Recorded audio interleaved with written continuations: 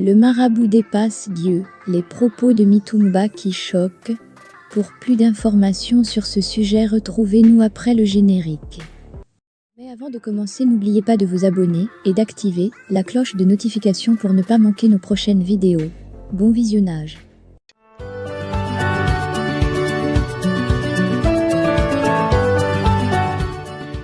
Des propos de Mitumba choquent les internautes.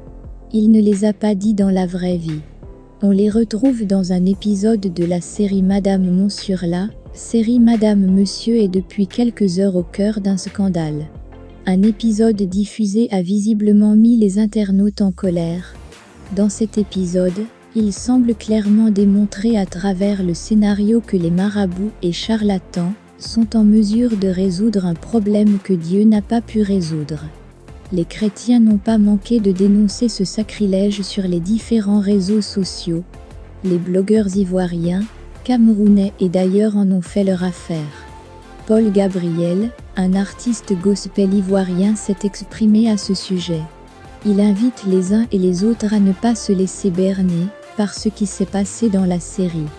Le diable ne donne rien, il ne fait que prêter. Un marabout ne peut chasser un démon. Tout ce qu'il fait, c'est conclure un deal, un échange d'un esprit pour un autre. Une apparence de répit pendant un laps de temps donné, avant que la situation ne dégénère complètement, a-t-il déclaré.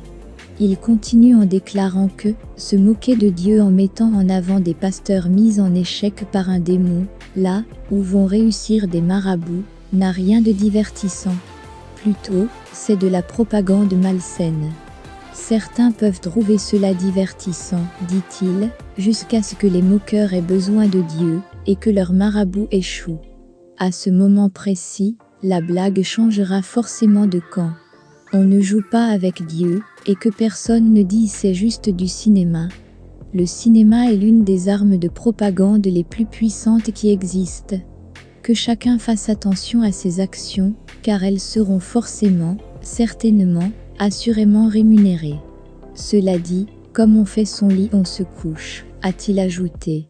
Il termine ses propos en adressant un message aux chrétiens, refus de prendre position publiquement à propos de leurs convictions, parce qu'ils cherchent à se positionner, à percer, à briller dans ce monde, ils choisissent de se taire de peur de frustrer les décideurs, et de perdre leur faveur.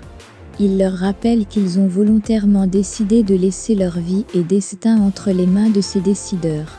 Pour ma part, je ne me tairai point, a-t-il précisé.